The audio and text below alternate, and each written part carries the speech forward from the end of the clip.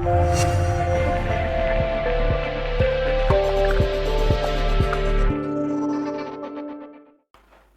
students, welcome to Swayam Shikshaa. Welcome to our third video in this series. This video is basically how do we really prepare a material for philosophical essays. See, philosophical essays look very abstract, and many a times we think that it is purely spontaneity. No, that's not the case. We should have a viewpoint and an approach in mind to really score well in the philosophical essays. That's very important. And dear students, I again repeat, your comments are very important for continuation of this series. And please do continue encouraging us by subscribing and sharing our YouTube channel.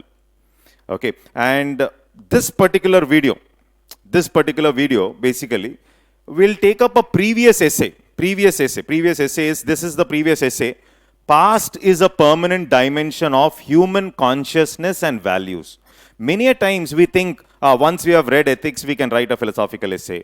Or we feel that, we have a lot of knowledge of the subjects, and therefore, what becomes more important is how do I really make a philosophical essay, an abstract essay coherent. Coherence is something like how do I create links between my different paragraphs so that that connectivity is not missed. That's the most important aspect which I'm going to stress in this video.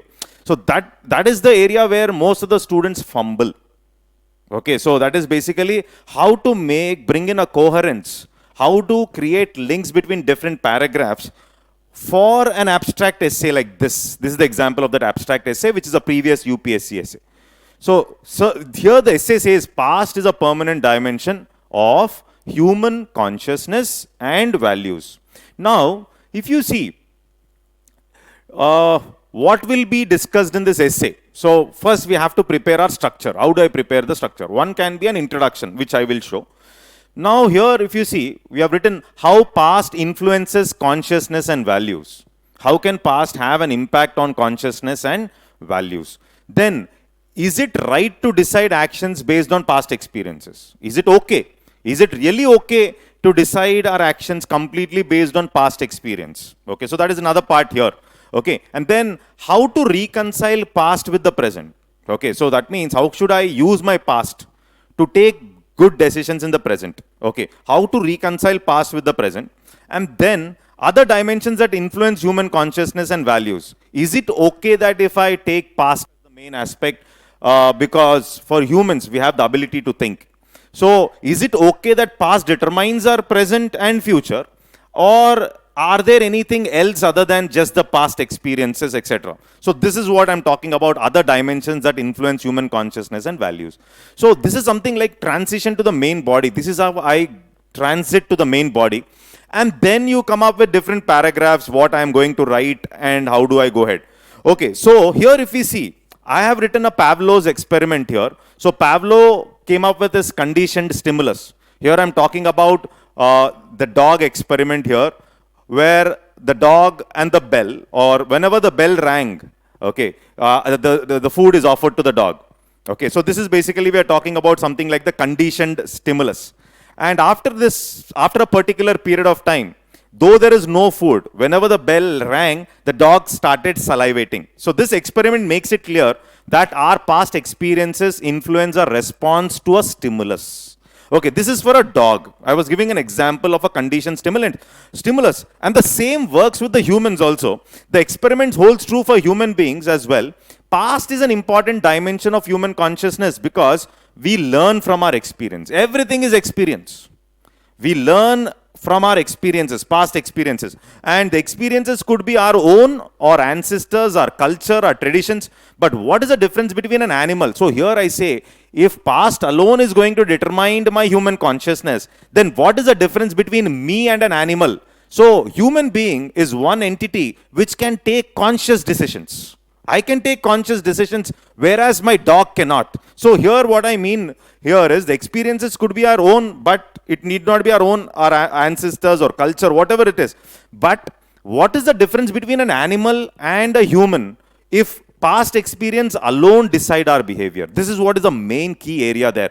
Okay, so the difference is man can think, reason and challenge our experience. We can even challenge our experiences. We can become better off. Okay, so which an animal cannot. Therefore, while it is true that past is a dimension of human consciousness and values, past is a dimension, but it is not the only dimension. This is how my intro starts. So, past is a dimension, but past is not the only dimension for humans. For humans. Now, then when I transit to the main body, as I've shown in the beginning, okay, so here what should I do? How should I explore this essay is very important. See, how past influences our consciousness and values. How is the past going to influence? Okay, is it always correct to decide actions based on the past? Is it okay? For example, sati was accepted earlier. Is it okay? So, sati was based on the value called patriarchy. Without logic, without reason, is it okay to accept sati? Is the question. No, people like Raja Ram Mohan Roy or Ishwar Chandra Vidyasagar, they have questioned. So there is a reason or a logic. They did not just go ahead what was happening in the society. So is it always correct to decide actions by past? How to reconcile past experiences and regressive values? There are certain regressive values which have to be changed. Change will come from those who can really think, and they can change the past experiences as well. So what are the other dimensions that influence our actions? How do I use the past, change the present? How do I use my past to change the present and create new consciousness and values? How do I create new consciousness and values for the future? This is a forward-looking stand for my essay. This is how you should think. That means once the structure is there, okay, once the structure is there in the mind, then working out the essay will become easy. I hope this video is very helpful to you. The content of the essay we will discuss later, but the intention of the video is, how do I really structurize an abstract essay? How do I make it really coherent? Okay, so I hope this is very helpful. If you like this video, please do comment in the comment box so that we'll continue with this series. And also, write few more essays, like the past, the philosophical essays. Once you write only, we can, at least you have to come up with a framework. You can also put your framework in the comment box. If possible, you can put the framework in the comment box. We will look into it and also give you suggestions. Signing off, thank you.